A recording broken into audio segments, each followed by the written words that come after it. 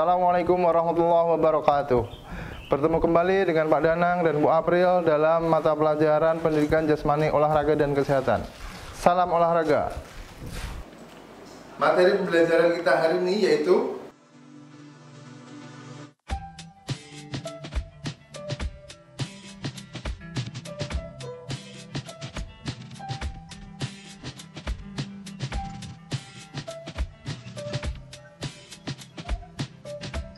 Materi PJOK kelas 11, menganalisis konsep latihan dan pengukuran kebugaran jasmani oleh Bapak Muhammad Danang Fitriawan, SPD.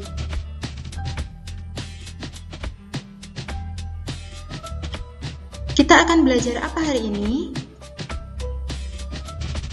Yang pertama, ada yang ingat tentang kebugaran jasmani? Kemudian, unsur-unsur apa saja yang kita pelajari nanti? Apa saja faktor-faktor yang mempengaruhi kebugaran jasmani? Apa manfaat yang diperoleh dari latihan? Dan bagaimana analisis pengukuran kebugaran jasmani? Kesemuanya ini akan kita pelajari pada hari ini, jadi harap diperhatikan dengan baik-baik ya.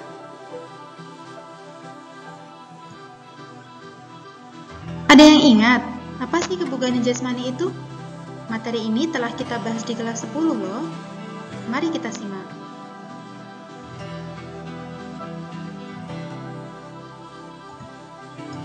Kebugaran jasmani adalah kemampuan seseorang dalam melakukan aktivitas kesehariannya tanpa mengalami kelelahan yang berarti dan masih punya cadangan tenaga untuk melakukan aktivitas yang lainnya.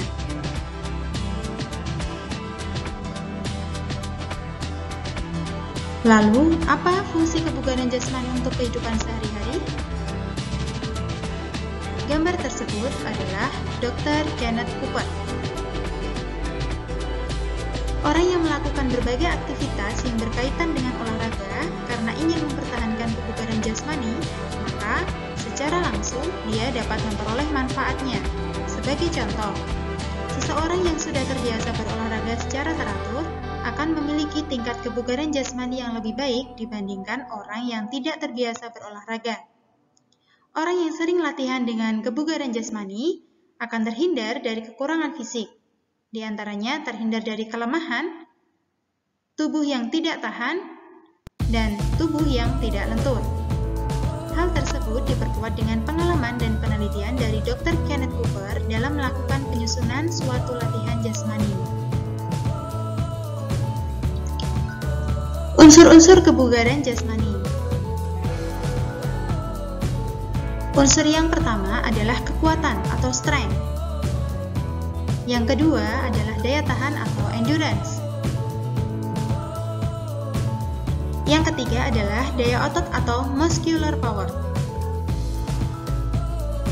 Yang keempat adalah kecepatan atau speed.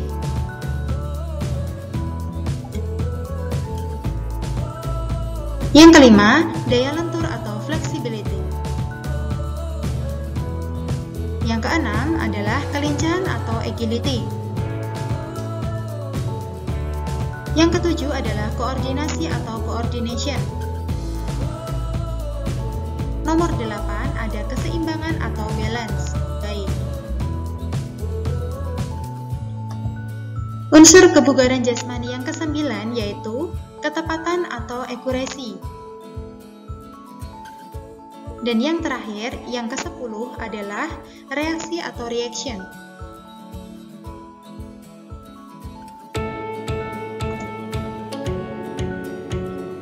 Konsep-konsep kebugaran jasmani dapat dibedakan menjadi dua. Yang pertama adalah berkaitan dengan kesehatan, dan yang kedua adalah berkaitan dengan unjuk kerja. Kebugaran jasmani yang berkaitan dengan kesehatan, yang pertama adalah daya tahan jantung dan paru-paru, atau disebut juga dengan daya tahan kardiovaskuler. Yang kedua adalah komposisi tubuh. Yang ketiga adalah kekuatan dan daya tahan otot. Dan yang keempat adalah kelenturan sendi dan otot.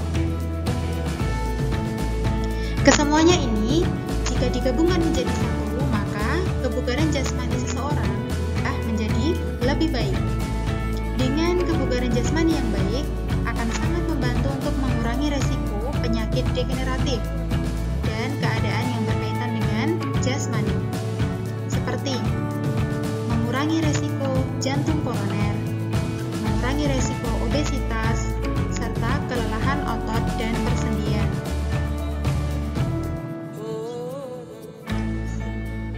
Selanjutnya, kebugaran jasmani yang berkaitan dengan unjuk kerja atau performance. Performance seseorang dapat dilihat dari keempat unsur-unsur kebugaran jasmani ini. Jika seseorang memiliki ketangkasan, ketahanan otot, kecepatan, dan juga tenaga otot yang bagus, maka dia akan menunjukkan performance yang lebih baik. Dan ini pastinya harus dilatih dengan teratur dan dilatih dengan maksimal. Ingat, jangan melakukan latihan overuse, overtraining, dan overtime. Lakukan sesuai dengan porsinya.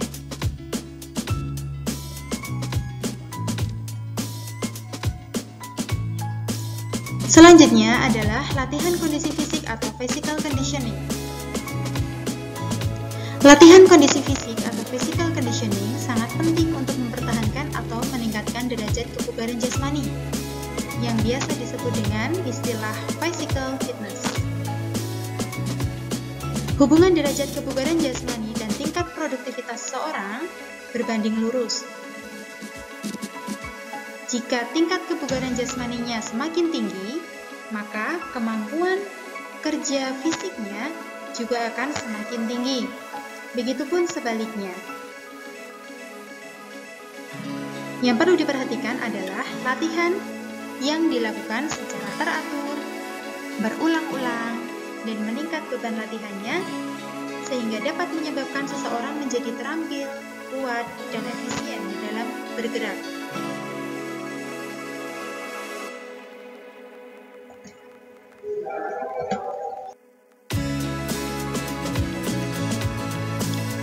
Yang pertama yang berpengaruh pastinya adalah usia.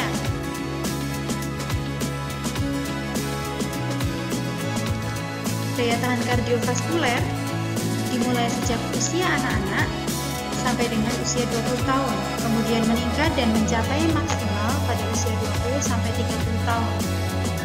Jika sudah 30 tahun dan menginjak kepala 5 atau 6, maka daya tahan kardiovaskulernya akan semakin menurun seiring dengan bertambahnya usia.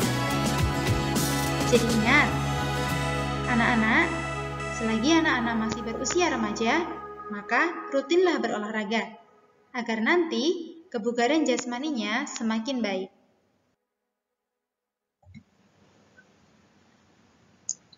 Faktor yang kedua adalah jenis kelamin. Kebugaran jasmani pada pria dan wanita akan berbeda, karena adanya perbedaan ukuran tubuh yang terjadi setelah masa pubertas.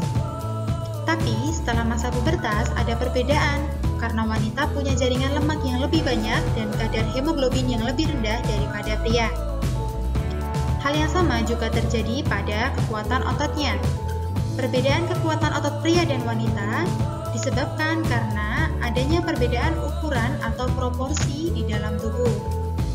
Nilai perbedaannya tidak sama pada semua kelompok otot. Namun umumnya, perbedaan kekuatan mutlak antara pria dan wanita terlihat jelas pada otot-otot bagian atas. Faktor selanjutnya yang mempengaruhi kebugaran jasmani yaitu keturunan atau genetik.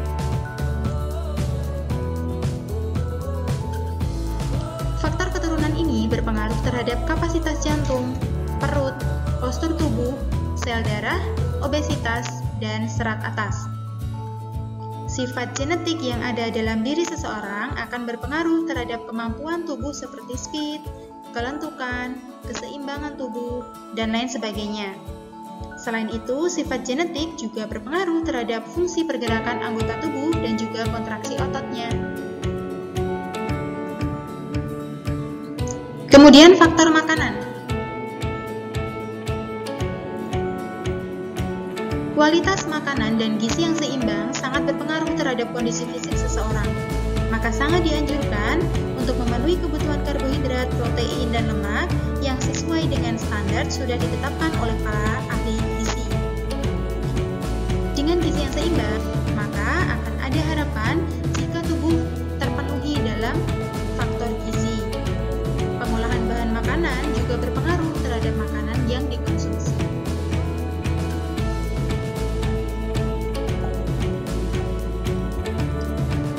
Ternyata tidur dan istirahat juga berpengaruh loh terhadap kebugaran jasmani kita. Orang yang kurang beristirahat pasti produktivitasnya akan menurun. Orang itu menjadi letih, lemah, dan juga lesu. Berkebalikan dengan orang yang istirahatnya cukup, pasti akan memiliki kebugaran jasmani yang lebih baik.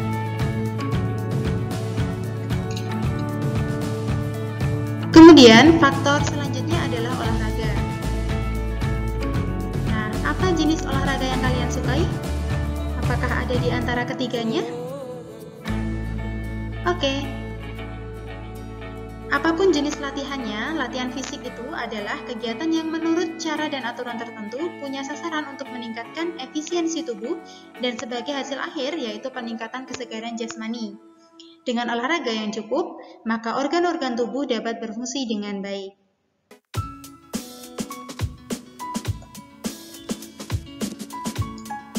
Berikut manfaat kebugaran jasmani yang kita dapatkan.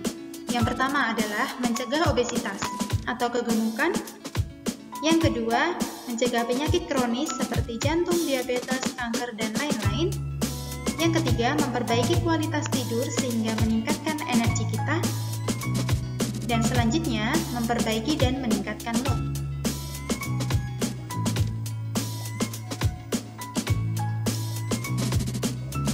Lalu, bagaimana analisis pengukuran kebugaran jasmani? Ada beberapa hal yang perlu diperhatikan dalam latihan kebugaran jasmani. Yang pertama adalah persiapan yang bisa dilakukan 2 jam sebelum latihan harus sudah makan. Kemudian tidur yang cukup, mengenakan pakaian olahraga yang menyerap keringat, dan bisa melakukan kegiatan dengan leluasa, serta yang paling penting adalah menutup aurat. Selanjutnya, melakukan pelaksanaan latihan. Utamanya, kita harus melakukan pemanasan untuk menyiapkan otot-otot tubuh kita agar nanti dapat maksimal dalam berolahraga dan juga untuk menghindari cedera. Kemudian, dilakukan latihan dengan prinsip FITT yang meliputi frekuensi, intensitas, tempo, dan tipe latihan.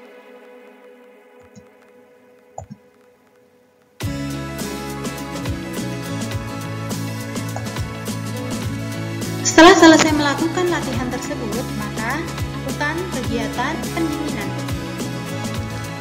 Pendinginan dilakukan untuk merelaksasi dan mengembalikan otot ke kondisi semula. Tentu saja, latihan tersebut akan lebih baik jika diimbangi dengan pola hidup sehat seperti asupan gizi yang seimbang, pola aktivitas dan istirahat yang teratur, serta lingkungan yang sehat. Berikut adalah rangkaian tes kebugaran jasmani Indonesia atau TKJI untuk usia 16-19 tahun.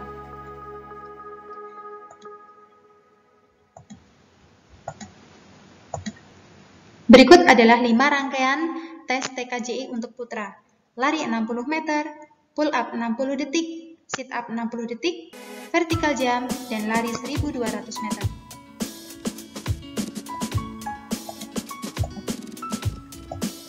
Untuk putri, hampir sama. Yang pertama ada lari 60 meter. Yang kedua, tahan pull up selama 60 detik. Ini yang agak membedakan sedikit dengan yang putra. Kalau yang putra itu pull up-nya diangkat badannya secara berulang-ulang, kalau untuk putri hanya cukup dengan ditahan. Lalu sit up selama 60 detik, vertical jump, dan lari 1000 meter. Karena tes TKJI ini adalah butir tes yang dilaksanakan secara berurutan dan terus-menerus, maka harus memperhatikan kecepatan perpindahan butir tes dari satu tes ke tes berikutnya. umumnya adalah 3 menit. Perlu dipahami bahwa butir tes dalam TKJI bersifat baku dan tidak boleh dibolak-balik dengan urutan pelaksanaan tes seperti di atas.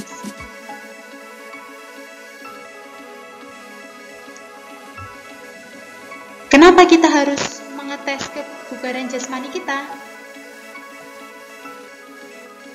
Yang pasti, tes kesegaran jasmani Indonesia sangat berguna untuk mengukur dan menentukan tingkat kesegaran jasmani remaja sesuai dengan kelompok usia masing-masing.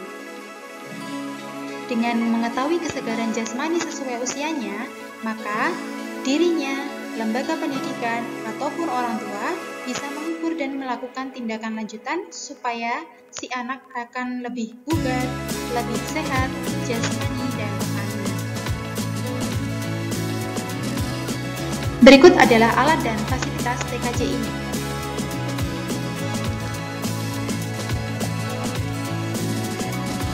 Berikut adalah tabel nilai TKJI untuk putri usia 16-19 tahun.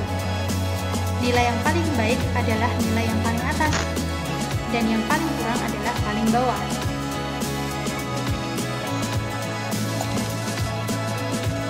Sama dengan tabel putri tadi, ini adalah tabel putra. Yang paling tinggi nilainya adalah yang paling atas, dan yang paling kurang adalah nilai yang paling bawah.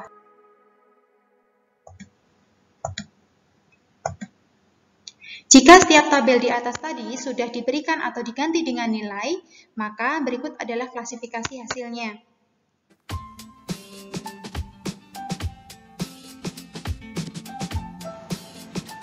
Alhamdulillah, jazakumullah khairan katsira. Semangat berolahraga.